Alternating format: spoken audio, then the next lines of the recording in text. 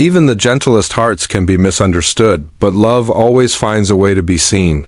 Sometimes, the very things that seem to betray us are trying to protect us in ways we cannot yet understand. Sarah awoke that morning with an unease that no mother should ever feel. Her infant son's soft, delicate skin was scratched.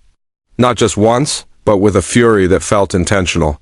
Her heart dropped as her eyes shifted to the family cat, Luna, who sat quietly on the window ledge, soaking in the morning sun like nothing had happened.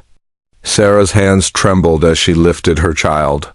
The baby whimpered, not from pain, but from the confusion of being stirred awake. The marks on his chest were raw and pink. Her heart broke, not just for her child, but for the possibility that Luna, the kitten she once rescued from death, had somehow become a danger. This wasn't just a pet. This was her first baby, her emotional compass through dark times.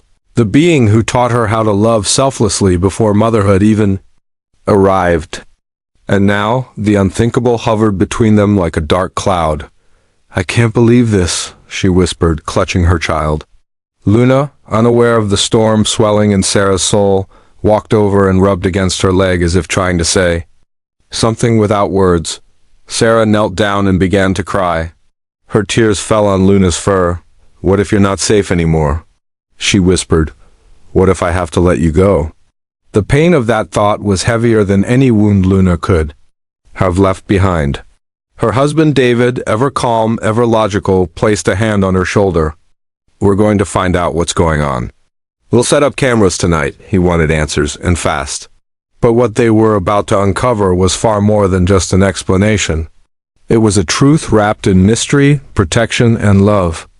And it would shake their family to its very core. Sometimes, the creatures we rescue are the ones heaven sent to rescue us. Long before this quiet war between fear and trust began, there was a bond born in the middle of heartbreak. Sarah first met Luna when the kitten was barely clinging to life, a pink, fur-covered soul, no larger than a teacup, abandoned by a roadside. Sarah had always found refuge at the local animal shelter. Her days were often spent brushing tangled fur, playing fetch with lonely dogs, and whispering promises to forgotten cats. But the day she saw Luna, something different happened. A volunteer tapped her shoulder, voice hushed. "Come see this," they said. And there, inside a cardboard box with a towel warmed by a heating pad, lay the tiniest creature Sarah had ever seen, trembling, eyes barely open, heart beating like a frightened drum. They had waited hours for the mother to return, but she never did. The shelter didn't have space. Foster families were full. And so Sarah, the careful planner, the one who never made impulsive decisions, found herself saying yes. Not just yes to fostering, yes to everything. Yes to sleepless nights and bottle feedings. Yes to warmth, to sacrifice, to love. Luna became her heartbeat outside her body. She was carried in jackets, curled under scarves, and often nestled beneath Sarah's laptop as she worked from home. And when Sarah first took her to the vet, a young man with kind eyes and steady hands, David examined Luna with quiet reverence. "She's fragile," he said. "Something could go wrong. Are you ready for that?" Sarah didn't blink. "I won't let her go without a fight." Those early weeks were war and worship, Luna cried at night. Sarah fed her every 2 hours. She was late on projects, missed phone calls, skipped meals, but her love grew louder than her exhaustion. She no longer thought of Luna as a foster kitten. This was her child, and David? He checked in more than required. Luna's tiny paws brought two souls together, a man who had seen too much loss in his line of work, and a woman who refused to let anything she loved slip through her fingers. What began as medical check-ins became midnight texts. What began as a sick kitten became the heartbeat of a new family. In the moment of crisis, love is the only thing that doesn't tremble. Just when they thought Luna was safe, purring, playful, growing stronger by the day, everything unraveled. One evening, while the glow of the television flickered across their living room, Sarah noticed something. Luna was still. Too still. She hadn't touched her food. Her breath came in short bursts. When she stood, her paws gave out beneath her. Panic surged through Sarah like electricity. She didn't wait. She wrapped Luna in a soft blanket and rushed to the clinic. Dawn hadn't even touched the sky yet. David was just arriving, coffee in hand, when he saw her. No words were needed. His smile faded, his arms reached. The examination was urgent. Oxygen, scans, 4 fluids. And then the verdict. Luna had a congenital heart defect, a cruel twist of fate that explained why she had been abandoned in the first place. David's voice cracked as he explained the next step. Surgery, risky, delicate, but necessary. "We'll do everything," Sarah said. "Whatever it takes." She held Luna the entire night before the operation. Whispered prayers, promises. "You're my miracle," she told her. The next day, she sat in the waiting room, gripping the armrest so tightly her fingers turned white. When David walked out, face unreadable, she stood. "She made it," he smiled. "She's a fighter, just like you." Sarah broke, the kind of sob that breaks years of silent grief. Luna was alive, and their family somehow was just beginning. From that moment, David and Sarah were no longer just caregivers. They were partners in love and healing. Their first date? Pizza. And movies at home, Luna curled up between them, purring approval. A year later, they were married. Luna carried the rings down the aisle in a satin pouch. She even went on the honeymoon. Their miracle cat had become their guardian, their healer, the reason they had found each other. When the soul of an animal chooses you, it will protect you even from the unseen. So imagine the terror when that same animal, that same miracle, seemed to have turned. The scratches, the silence, the fear. The camera footage finally revealed the truth. In the middle of the night, while the baby slept, something slithered into the crib. Not a ghost, not a nightmare. A spider, large and dark, descending from the ceiling like a shadow of death. And Luna, brave, fierce, full of instinct, lunged. Her claws swiped fast. She caught the spider, but scratched the baby in the process. Again and again, each night it happened, not malice, not madness, protection. Luna had been standing guard. A sentinel in the dark, sacrificing her peace to protect the one she loved. Sarah fell to her knees watching the footage. "I misjudged her," she cried. "I thought she was hurting him, but she was saving him." They removed the spiders, sealed the room, and from that day on, Luna slept on the baby's chest. A guard, a mother, a miracle. And now, whenever people ask about scars on their son's chest, Sarah smiles. "Those aren't wounds," she says. "Those are Luna's kisses. Her protection. Her proof that sometimes love doesn't look soft, but it saves us just the same. Even the faithful can falter in the eyes of fear, but love has its own language, louder than judgment." As Sarah's belly grew with the promise of new life, so did Luna's awareness. It was as if the cat knew, not just sensed, but deeply understood, that something sacred was forming beneath her human's heartbeat. Luna, once the playful spirit who darted through shadows and stretched in lazy sunbeams, became gentler, more careful. She walked slower near Sarah, lay closer to her belly, and often pressed her head where the baby kicked. The couple noticed it with awe. "She's protecting us," Sarah would whisper, brushing Luna's fur as the cat purred, deeply attuned to the rhythm of life stirring inside her human. Yet not everyone shared their wonder. Friends, even family, kept asking the same question. "So what will you do with the cat now that a baby's coming?" The suggestion cut Sarah like a dull blade. "Absolutely not," she snapped each time, her voice lined with unshakable loyalty. Luna had been there before the baby. Luna had been her baby. She's family. Warnings came anyway. Jealous cats scratch infants, smother them, or become unpredictable. But Sarah didn't believe it. David cleaned the litter box diligently. And Luna never showed an ounce of aggression. People were being paranoid. Or were they? The answer lingered in the shadows, waiting. When Sarah went into labor a few weeks early, they were unprepared. Yes, the hospital bags weren't packed. And the nursery wasn't quite done, but Luna seemed to know. She paced. She cried. She sat by the door. And when Sarah returned, Home days later, with tiny Ethan bundled against her chest, Luna didn't leap for joy as expected. No, she bypassed Sarah entirely and pressed her face against the baby's car seat. Her soft fur brushed Ethan's face. Then she let out the gentlest sound, not a meow, but something older, deeper. It was love, ancient and instinctual. Tears welled in David and Sarah's eyes. Luna had chosen. The baby wasn't competition.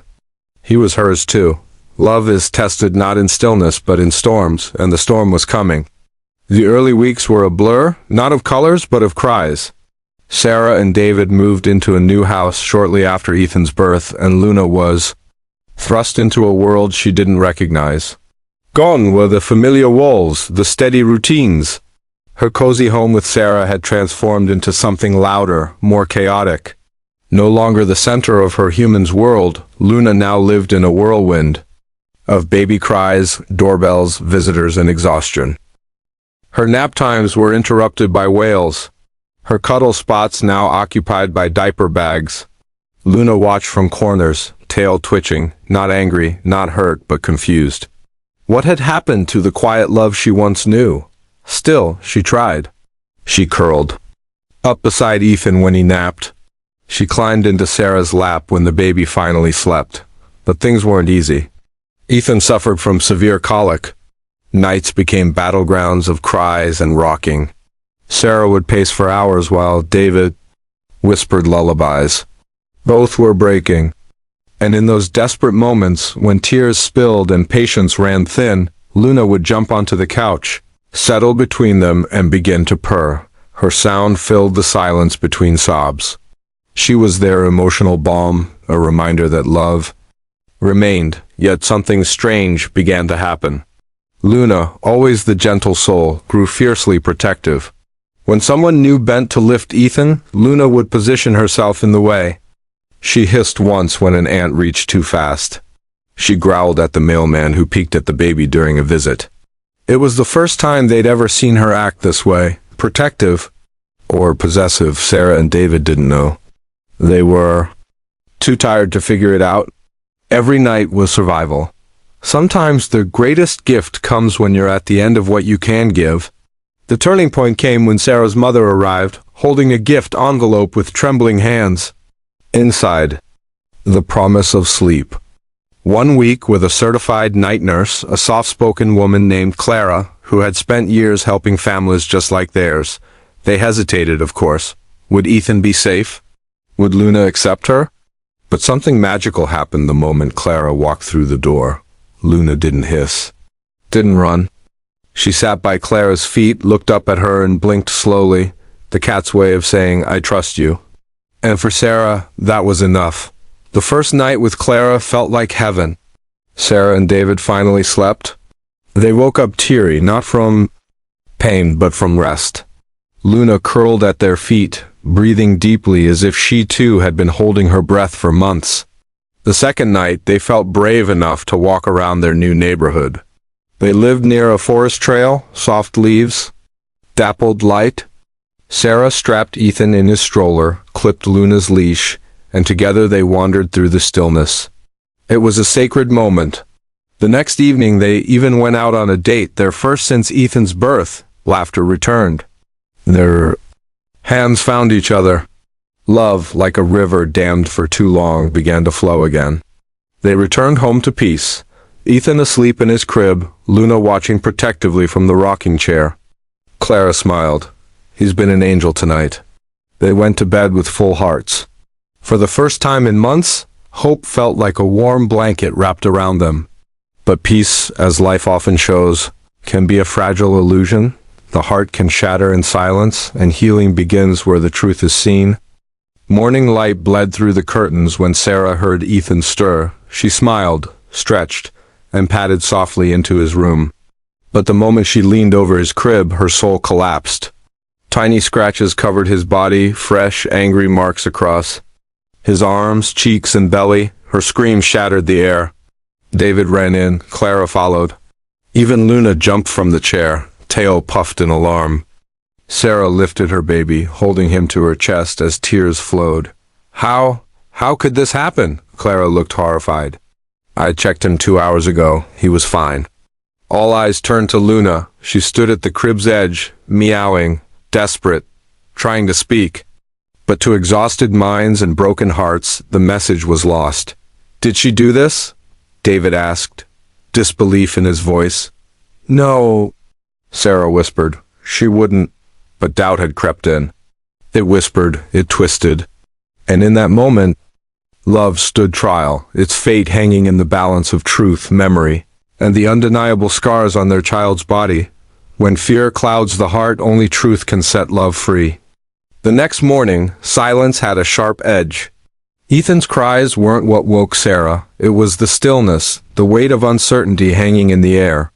She tiptoed into his room, the floorboards creaking softly beneath her, and as she leaned over the crib, her heart dropped. Fresh scratches, red, raised, and frightening. Tiny lines across his arms, his cheek, his belly. It was worse than before. "Oh God," she gasped, scooping him into her trembling arms. "David!" Her voice cracked with panic. David came running, his face draining of color as he looked at the marks. Sarah was already crying. How did this happen? Did Luna scratch him again? She couldn't bear to say it, not fully. Is she jealous? Angry? Stressed? Her words tumbled out in fragments, soaked in desperation. Maybe going out last night was too much for her, or maybe all this change, the move, the visitors, the crying, maybe she snapped. David tried to stay calm, but his brow furrowed with concern. "We don't know anything yet. Let's not jump to conclusions." But Sarah wasn't ready for answers, because deep down she feared the worst. If Luna was a danger to Ethan, what would they do? She couldn't imagine choosing between the child she had given birth to and the animal, who had once felt like her soul in feline form. Her heart was splitting in two. That day Sarah cried more than she had in months. Every time she looked at Ethan's sweet face, she saw the marks, but she also saw Luna watching nearby with wide, anxious eyes. Could a creature so gentle truly cause harm? "We need to find out what's happening," David said, placing a gentle hand on her shoulder. "We're getting a camera tonight. Sometimes the eyes lie, but the truth always hides in the dark." That evening, as shadows stretched across the nursery walls, David came home with a camera in hand. They mounted it quietly in the corner, aimed it directly at Ethan's crib, and prayed for peace. But their hearts were restless. Every moment felt like a test. As the night unfolded, they sat on the couch, not watching TV, not speaking, just staring at the live footage from the baby's room. What they saw both comforted and confused them. Luna was her usual self, perhaps even softer. She gently licked Ethan's fingers, prompting his sweet little giggles. The baby had recently started trying solid food, and he shared bits of cracker with her, laughing when she cleaned his sticky hands with her tongue. The two of them even napped together like old friends. There was no aggression, no signs of tension, only tenderness. But one thing stood out. Luna was jumpy, startled, hyper-aware of every creak, every flicker of movement. Her ears twitched constantly, and her eyes followed things the humans couldn't see. "She's on edge," David whispered. "But why?" Sarah didn't know what to think. The footage calmed her nerves until the next morning. Ethan woke with even more scratches, deeper, sharper, more desperate. Sarah's heart nearly gave out. "No," she whispered, trembling. "Please, no." They played back the footage from the night before, fingers shaking, stomachs churning. And that's when they saw it. Even the smallest warrior can be the greatest protector. The camera began with calm. Luna was curled near Ethan's feet, her tail twitching slightly as Clara, the night nurse, entered quietly. She whispered something and checked the baby's blanket. All was well, but then Clara walked to the window. The room must have been warm, because she unlocked the small top pane and nudged it open just a few inches. The air stirred. Luna lifted her head immediately. Her body language changed in a flash, from relaxed to alert. Her eyes locked on the window like a soldier spotting danger on the horizon. She stood slowly. Every muscle in her body taut. Clara left the room. The camera timestamp ticked forward. The nursery darkened, quiet, still, until two glowing orbs appeared in the window frame. It wasn't a human. It wasn't a trick of light. It was an animal, dark, quick, slithering in motion. A bat. Its wings twitched as it clung to the edge of the window, sniffing, adjusting. And that's when Luna moved. She didn't hesitate. In a single leap, she sprang up, placing herself between the baby and the window. But the bat shifted, flying in and flapping wildly inside the room. Luna lunged, claws out, growling, attacking in bursts. And in her frenzied effort to swat the intruder away from Ethan, her claws scraped his delicate skin.